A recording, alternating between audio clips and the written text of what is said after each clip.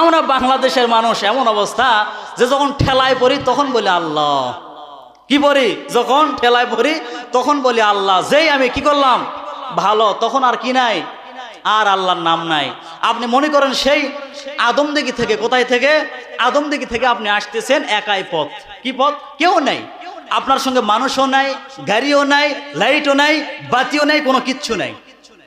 আপনি আসতেছেন, আপনি শুধু বাড়িতে আসা পর্যন্ত আপনি বলছেন আল্লাহ আল্লাহ, ইয়াসিন ওয়াল কোরআনুল হাকিম, দোয়া সূরা ফাতিহা, বিভিন্ন দোয়া পড়তেছেন আল্লাহ আল্লাহ, কেউ নাই আল্লাহ। হঠাৎ যদি শব্দ কি হলো রে, লাভ দিয়ে আপনি উঠতেছেন, আবার মনে হচ্ছে কি হয়ে যাচ্ছে, এমন অবস্থা।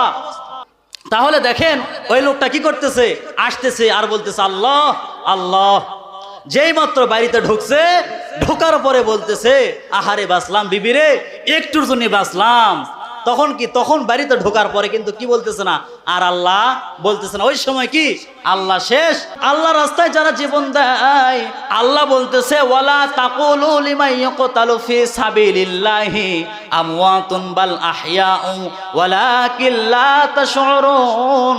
আল্লাহ বলতেছে আল্লাহ রাস্তায় যারা জীবন দিবে, আল্লাহ রাস্তায় যারা কতল হবে, আল্লাহ রাস্তায় যারা হত্যা হবে, তোমরা তাদেরকে হত্যা বলো না, বরং আমি আল্লাহ বলতেছি বাল আহইয়াউ ওয়ালাকিন লা তাশউরুন, তারা চিরজীবন লাভ করবে, বরং তারা অমর হয়ে যাবে, তারা মরবে না। ওয়ালাকিন লা তাশউরুন, তোমাদের সাধারণ মাথা তাই তোমরা বুঝতে পারো না। তাহলে এই যে আমাদের শরীফ ওসমান হাদি ভাই যে দুনিয়া থেকে বিদায় হয়ে চলে গেছে, আসলে সে কি মারা গেছে? আসলে মরে নাই, বরং বর্তমান বাংলাদেশে যত সন্তান হচ্ছে সবাই নাম রাখতেছে ওসমান হাদি। কি নাম? যেই সন্তানই হচ্ছে দেখবেন নাম কি রাখতেছে, ওসমান হাদি। ছেলে সন্তান হচ্ছে নাম কি, বলতেছে আবু সাইদ। নাম কি, বলতেছে ইয়ামিন। নাম কি, বলতেছে মুগ্ধ। বরং তারা মরে নাই, আল্লাহ বলতেছে তারা চিরজীবন লাভ করে। জোরে বলেন কথা ঠিক কিনা? তাহলে আল্লাহ রাস্তায় যারা জীবন দেবে তারা কখনোই হত্যা হবে না, এটা হত্যা নয়। আল্লাহ রাস্তায় যারা জীবন দিল তারা জান্নাতের মধ্যে গেল। জোরে বলেন সুবহানাল্লাহ। হযরত জাবের রাদিয়াল্লাহ যুদ্ধের ময়দানে, খন্দকের যুদ্ধে সে গর্ত খনন করতেছে। এমন সময় রাসূলকে বলতেছে ইয়া রাসূলুল্লাহ, আমরা তো ক্ষুধার্ত, অত্যন্ত ক্ষুধার্ত ইয়া রাসূলুল্লাহ, কিন্তু আমাদের চাইতেও আপনি আরো বেশি ক্ষুধার্ত ইয়া রাসূলুল্লাহ। আমরা পেটে একটা পাথর বেঁধেছি, আপনি দুইটা পাথর বেঁধেছেন ইয়া রাসূলুল্লাহ। কিন্তু আমাদের কথা হচ্ছে আমরা গর্ত খনন করতে করতে বিশাল একটি পাথর বের হয়েছে ইয়া রাসূলুল্লাহ, আমরা এত জোরে আঘাত করতেছি কিন্তু পাথরটা ভাঙে না। সমস্ত সাহাবী বলতেছে ইয়া রাসূলুল্লাহ, আমরা সব সাহাবী মিলে এই পাথরকে ট্রাই করেছি, ভাঙার চেষ্টা করেছি। ওগো আল্লাহর নবী, এই পাথর আমরা ভাঙতে পারতেছি না। রাসূল সঙ্গে সঙ্গে বলতেছে সাহাবীরা, তোমরা আমার হাতে অস্ত্র দাও, আমি ভাঙতে চাই। সঙ্গে সঙ্গে আল্লাহর নবী অস্ত্র নিয়ে এত জোরে পাথরের উপরে আঘাত করলেন, সেই পাথরটা চূর্ণ বিচূর্ণ হয়ে গেল। সঙ্গে সঙ্গে একজন সাহাবী বলতেছে ইয়া রাসূলুল্লাহ, আমরা হলাম ক্ষুধার্ত, আমাদের চাইতেও আপনি বেশি ক্ষুধার্ত। ওগো আল্লাহর নবী, আপনি কিভাবে এটা ভাঙলেন? বলতেছে তোমাদের সেই টেনশন নাই। একজন সাহাবী উঠে বলতেছে, আমাদের নবী যেই দিকে যাবে সেই দিকেই তাকে এক নম্বরে পাওয়া যাবে। আমাদের নবী জিহাদের ময়দানে যখন যায় তখন সেনাপতির দায়িত্ব পালন করে। আমার নবী নানা হিসাবে এক নম্বর, আমার নবী স্বামী হিসাবে এক নম্বর। সমস্ত সাহাবী উঠে বলতেছে, আমার নবী যেই দিক দিয়ে যাবে সেই দিকে এক নম্বরে পাওয়া যাবে। এমন সময় জাবের বলতেছি ইয়া রাসূলুল্লাহ, আপনি এত ক্ষুধার্ত, আমার কলিজা সহ্য হয় না। ওগো আল্লাহর নবী, আপনাকে একটু দাওয়াত খাওয়াতে চাই। সঙ্গে সঙ্গে বাড়িতে গিয়ে তার স্ত্রীকে বলতেছে, ওগো বিবি, বাড়িতে কিছু আছে কিনা? সঙ্গে সঙ্গে বিবি বলতেছে একটু জবের আটা আছে। বলতেছে আমি নবীকে দাওয়াত দিবার চাই, তুমি তো আটা দিয়ে রুটি বানাইবা, কিন্তু আল্লাহ নবীর সামনে খালি রুটি আমি কিভাবে দেই? সঙ্গে সঙ্গে জাবের বলতেছে ওগো বিবি, আমি এই রুটি কিভাবে খালি রুটি নবীর সামনে দিব? বিবি বলতেছে তাহলে বাড়িতে আর কিছুই নেই? জাবের বলতেছে টেনশনের কোনো কারণ নেই, আমার বাড়িতে ছোট্ট একটি বকরির বাচ্চা আছে, সেই বাচ্চাটা জবাই করে রাসূলের সামনে পেশ করব। সঙ্গে সঙ্গে জাবের দৌড়ে এসে নবীকে বলতেছে ইয়া রাসূলুল্লাহ, ওগো আল্লাহর নবী, আমার বাড়ি তো কিছুই নেই, শুধুমাত্র জবের আটা আর একটি ছোট্ট বকরির বাচ্চা আছে ইয়া রাসূলুল্লাহ, সেই বকরিটা রুটি দিয়ে আপনাকে মেহমানদারি করতে চাই। সঙ্গে সঙ্গে রাসূল বলতেছে ও আমার সাহাবীরা, জাবের আমাকে দাওয়াত দিয়েছে, সেই সঙ্গে সবার ওই দাওয়াত রইল। এই কথা শুনে হযরত জাবের রাদিয়াল্লাহু এক দৌড়ে যখন বাড়িতে আসতে চায়, এমন সময় জাবের রাদিয়াল্লাহু আবার নবীর কাছে গিয়ে বলতেছে ইয়া রাসূলুল্লাহ, আমার বাড়িতে সামান্য টুকু জবের আটা আছে। ওগো আল্লাহর নবী, সামান্য আটা রয়েছে আর সামান্য একটু গোশত হবে, কারণ ছোট বকরির বাচ্চা। ওগো আল্লাহর নবী, আপনি সবাইকে দাওয়াত দিলেন, কিন্তু সবার তো হবে না। সঙ্গে সঙ্গে রাসূল বলতেছে ওয়ামা মিন দাব্বাতিন ফিল আরদি ইল্লা আলাল্লাহি রিজকুহা। খাওয়ানোর মালিক কে? খাওয়ানোর মালিক কে? সব কিছুর ক্ষমতার মালিক কে? বিশ্বনবী বলতেছে জাবের, তুমি টেনশন করো না, বরং তুমি রুটি যখন তৈরি করবে ওই রুটি তুমি পাতিলের মধ্যে রাখবে, কিন্তু পাতিলের ঢাকনা তুমি আলোক করবে না। ও জাবের, তুমি যে বকরির বাচ্চা জবাই করেছো, ওই বকরির বাচ্চা রান্না করার পরে তুমি আর কি করবে না, ওই ঢাকনা তুমি খুলবে না, ওইভাবে রেখে দিবে। হযরত জাবের রাদিয়াল্লাহু দাওয়াত দিয়ে এসে বিবিকে বলতেছে বিবি, আমরা ছোট্ট বকরির বাচ্চা জবাই করি। সঙ্গে সঙ্গে তার বিবি বলতেছে আমাদের দুইটা সন্তান। কয়টা সন্তান? আমাদের দুইটা সন্তান। একটার বয়স হলো 6 থেকে 7 বছর, আর একটার বয়স হলো কেবল 3 থেকে 4 বছর। তাহলে বাচ্চারা ছোট না? একদম ছোট বাচ্চা। হযরত জাবের বলতেছে আমার ছোট বাচ্চার হলো ওই বকরির বাচ্চা, খুব আদরের বাচ্চা। আমি যদি জবাই করি, ওই ছোট্ট বাচ্চা ঘুম থেকে ওঠার পরে বলবে আব্বু আমার বকরির বাচ্চা কোথায়? তখন আমরা কি বলবো? সঙ্গে সঙ্গে বিবি বলতেছে আল্লাহর নবীকে দাওয়াত দিয়েছো, কারণ আমরা আল্লাহর নবীকে কলিজার চাইতেও বেশি ভালোবাসি। সঙ্গে সঙ্গে হযরত জাবের রাদিয়াল্লাহু বলতেছে তাড়াতাড়ি বকরিটা জবাই করতে হবে। বকরি জবাই করা শেষ, এমন সময় ছোট্ট বাচ্চা ওঠে, বড় ভাইকে বলতেছে বড় ভাই আমার বকরির বাচ্চা কোথায়? সঙ্গে সঙ্গে বড় ভাই বলতেছে তোমার বকরির বাচ্চা আব্বু তো জবাই করছে। সঙ্গে সঙ্গে ছোট ছোট বাচ্চা বলতেছে বড় ভাই আব্বু তো জবাই করলো, আমার বকরির বাচ্চা কিভাবে জবাই করলো? সঙ্গে সঙ্গে জাবেরের বড় সন্তান বলতেছে যদি শুনবার চাও, যদি দেখতে চাও, তাহলে এই দিকে তুমি আসো। দুইজনই কিন্তু ছোট বাচ্চা। এমন সময় জাবেরের বড় সন্তান হাতের মধ্যে ছুরি নিয়ে ছোট ভাইকে বলতেছে এখানে তুমি শোও, আমি তোমাকে দেখাবার চাই কিভাবে বকরির বাচ্চা জবাই করেছে। সঙ্গে সঙ্গে হযরত জাবেরের ছোট সন্তান যখন সেখানে শুইছে, বড় সন্তান না বুঝে যখন ছোট ভাইয়ের গলায় ফোঁস দিয়েছে, সঙ্গে সঙ্গে জাবেরের ছোট সন্তান দুনিয়া থেকে বিদায় হয়ে চলে গেছে।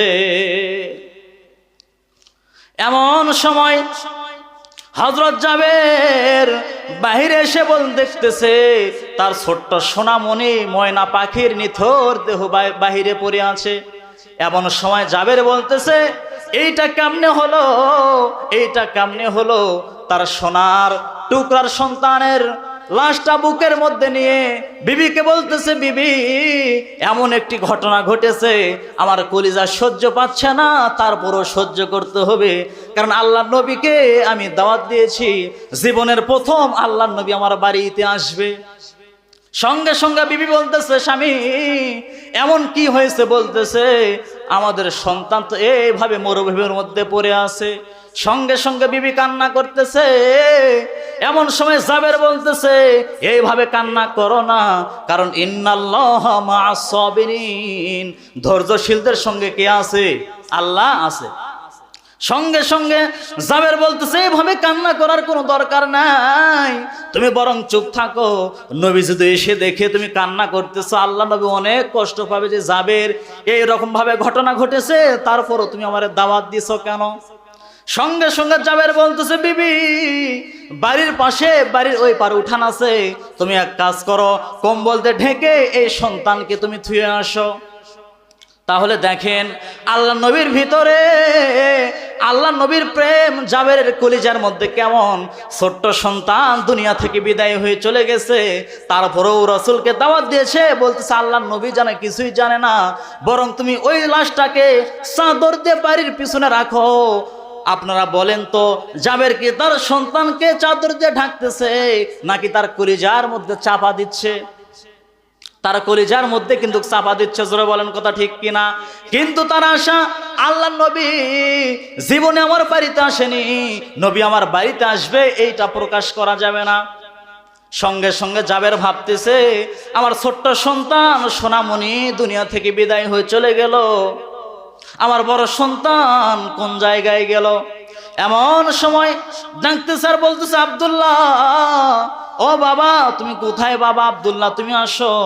সঙ্গে সঙ্গে আব্দুল্লাহ ভাবতেছে, আমার ছোট ভাইকে তো আমি মেরে ফেলেছি, এইটা যদি আমার বাবা জানতে পারে, আমার বাবা আমাকেও দুনিয়াতে বেঁচে রাখবে না।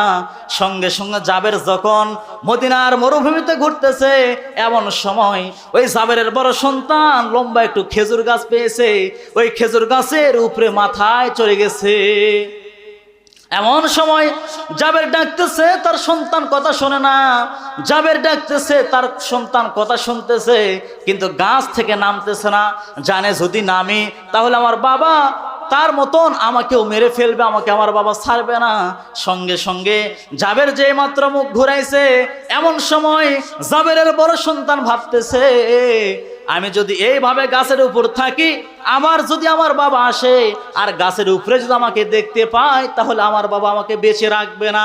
সঙ্গে সঙ্গে জাবেরের বড় সন্তান গাছ থেকে যখন নামতে চায়, সে গাছ থেকে হঠাৎ যখন পড়ে যায়, সেও পড়ে গেছে। এমন সময় জাবের দৌড়ে এসে দেখতেছে তার বড় সন্তান সেখানে পড়ে আছে। ডাকতেছে, আব্দুল্লাহ, আব্দুল্লাহ, ও আব্দুল্লাহ তুমি কোথা গো বাবা?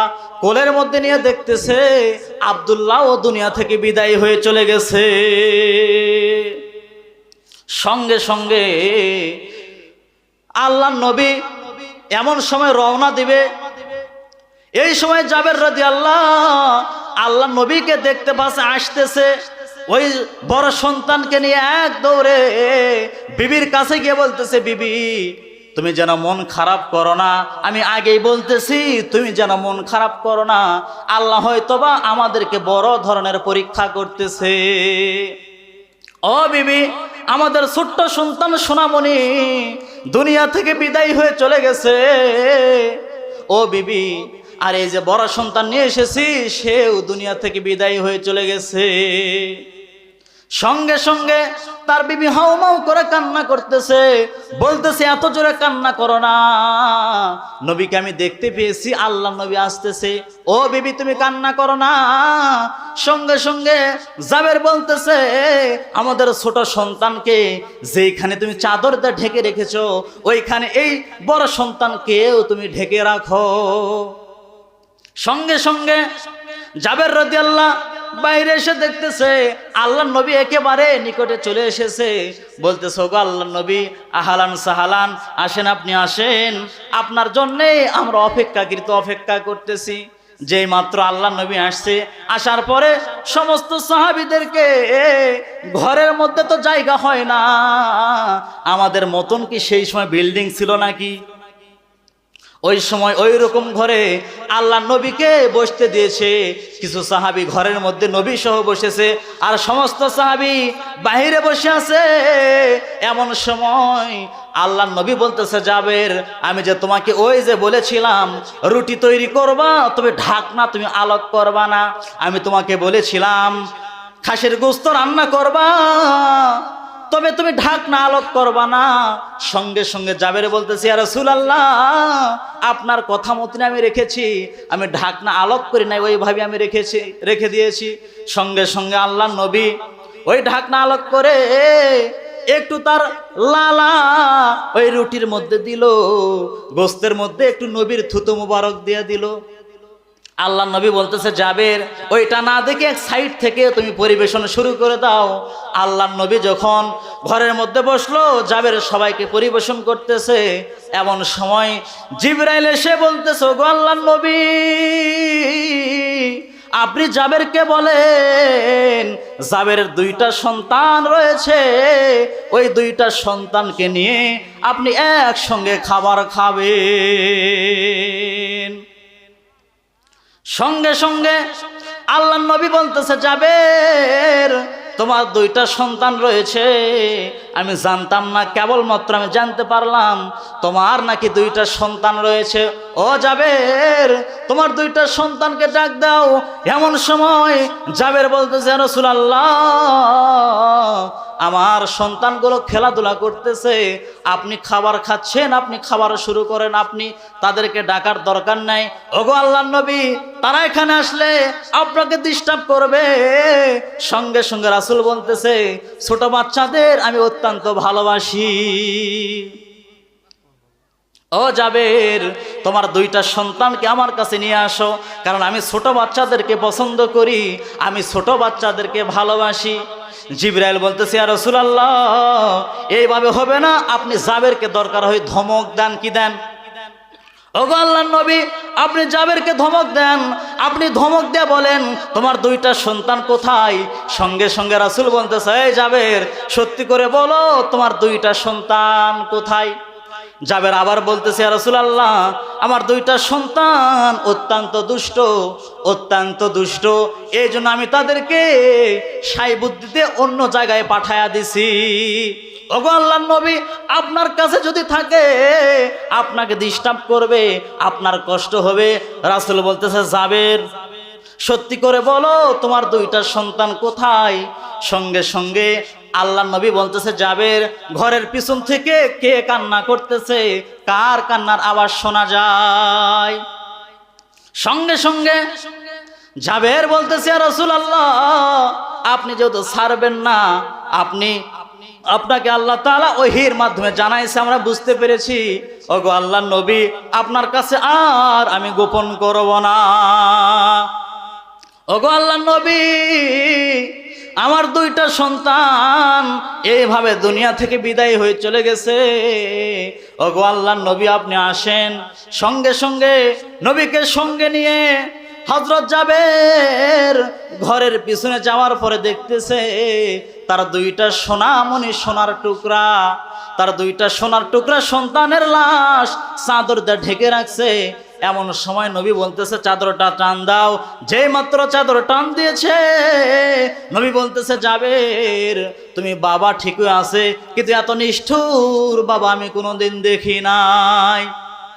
সঙ্গে সঙ্গে জাবের বলতেছে, ইয়া রাসূলুল্লাহ, আপনি আমার বাড়িতে আসবেন, আপনি যদি এই দুঃখের কথা শোনেন, আপনি যদি শোনেন তাহলে অনেক কষ্ট পাবেন, এগুলা দাওয়াত ছিন্ন ভিন্ন হয়ে যাবে। ওগো আল্লাহর নবী, আপনাকে আমি এতই ভালোবাসি, দুইটা সন্তান যদি মরে চলেও যায় তাহলে আমার কোনো আপত্তি নাই, কিন্তু আপনাকে আমি মেহমানদারি করাতে চাই। তাহলে দেখেন হযরত জাবের রাদিয়াল্লাহু বিশ্ব নবীকে কেমন ভালোবাসে। তার দুইটা সন্তান দুনিয়া থেকে বিদায় হয়ে চলে যাচ্ছে, তারপরেও হযরত জাবের বলতেছে, ইয়া রাসূলুল্লাহ, আমার দুইটা সন্তান চলে যায়, যাক, আমার কোনো আপত্তি নাই, কিন্তু আপনি আমার বাড়িতে আসবেন আর দুঃখের কথা শুনবেন। যখন আপনি শুনবেন আপনি কষ্ট পাবেন, তখন আর মেহমানদারি ঠিক মতন হবে না ইয়া রাসূলুল্লাহ, এই জন্য আপনাকে এগুলা বলি নাই। সঙ্গে সঙ্গে বিশ্বনবী বলতেছে, জাবের, তোমাকে কে বলেছে তোমার দুইটা সন্তান দুনিয়া থেকে বিদায় হয়ে চলে গেছে? বলতেছি, ইয়া রাসূলুল্লাহ, আমি দেখতেছি আমার একটা সন্তানকে জবাই করা হয়েছে, আর একটা সন্তান খেজুর গাছ থেকে পড়ে দুনিয়া থেকে বিদায় হয়ে চলে গেছে। আল্লাহ নবী বলতেছে, জাবের, তোমার দুই সন্তানের গা থেকে চাদর টান দাও। যে মাত্র টান দিয়েছে, নবী আমার বড় সন্তানের গায়ের উপরে, বুকের উপরে ডান হাত, আর ছোট্ট সন্তানের উপরে বাম হাত দিয়ে বলতেছে, এ জাবেরের সন্তান, তোমরা দুনিয়া থেকে বিদায় হওনি, আল্লাহর হুকুমে তোমরা জীবিত হয়ে যাও। কারণ আল্লাহ হুকুম দিয়েছে তোমরা দুইজন আমার সঙ্গে নাস্তা করবে, খাবার খাবে।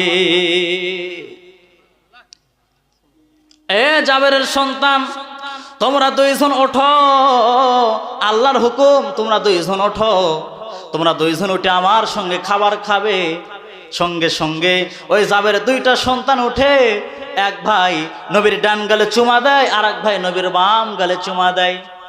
সঙ্গে সঙ্গে নবী বলতেছে, ওগো আল্লাহ, জাবের দুইটা সন্তান পুরস্কার পেল, আর তার রেজাল্ট কি? সঙ্গে সঙ্গে আল্লাহ বলতেছে, হাবিব, আপনি জানায়া দেন, সবাইকে জানায়া দেন, আমাকে ভালোবেসে আমাকে যারা মহব্বত করবে, যতই তারা বিপদের মধ্যে থাকুক, যতই তাদের উপরে জেল জুলুম হোক না কেন, যতই তাদেরকে অত্যাচার করা হোক না কেন, যতই তাদেরকে মারুক না কেন, আমি আল্লাহ বলে দিলাম, তারা মরার সঙ্গে সঙ্গে তাদেরকে আমি আল্লাহ তাআলা 8টা জান্নাতের দরজা খুলে দিব। কারণ যারা আল্লাহ রাস্তায় যারা জীবন দেয়, আল্লাহ বলতেছে, ওয়ালা তাকুলু লিমান ইয়াকতালু ফি সাবিলিল্লাহি আমওয়াতুন বাল আহইয়াউ ওয়ালাকিন লা তাশউরুন। আল্লাহ বলতেছে, আল্লাহ রাস্তায় যারা জীবন দিবে, আল্লাহ রাস্তায় যারা কতল হবে, আল্লাহ রাস্তায় যারা হত্যা হবে, তোমরা তাদেরকে হত্যা বলো না, বরং আমি আল্লাহ বলতেছি, বাল আহইয়াউ ওয়ালাকিন লা তাশউরুন, তারা চিরজীবন লাভ করবে, বরং তারা অমর হয়ে যাবে, তারা মরবে না। ওয়ালাকিন লা তাশউরুন, তোমাদের সাধারণ মাথা তাই তোমরা বুঝতে পারো না। তাহলে এই যে আমাদের শরীফ ওসমান হাদি ভাই যে দুনিয়া থেকে বিদায় হয়ে চলে গেছে, আসলে সে কি মারা গেছে? আসলে মরে নাই, বরং বর্তমান বাংলাদেশে যত সন্তান হচ্ছে সবাই নাম রাখতেছে ওসমান হাদি। কি নাম? যেই সন্তানই হচ্ছে দেখবেন নাম কি রাখতেছে? ওসমান হাদি। ছেলে সন্তান হচ্ছে নাম কি? বলতেছে আবু সাইদ। নাম কি? বলতেছে ইয়ামিন। নাম কি? বলতেছে মুগ্ধ। বরং তারা মরে নাই, আল্লাহ বলতেছে তারা চিরজীবন লাভ করে। জোরে বলেন কথা ঠিক কিনা? তাহলে আল্লাহ রাস্তায় যারা জীবন দেবে তারা কখনোই হত্যা হবে না, এটা হত্যা নয়। আল্লাহ রাস্তায় যারা জীবন দিল তারা জান্নাতের মধ্যে গেল। জোরে বলেন সুবহানাল্লাহ।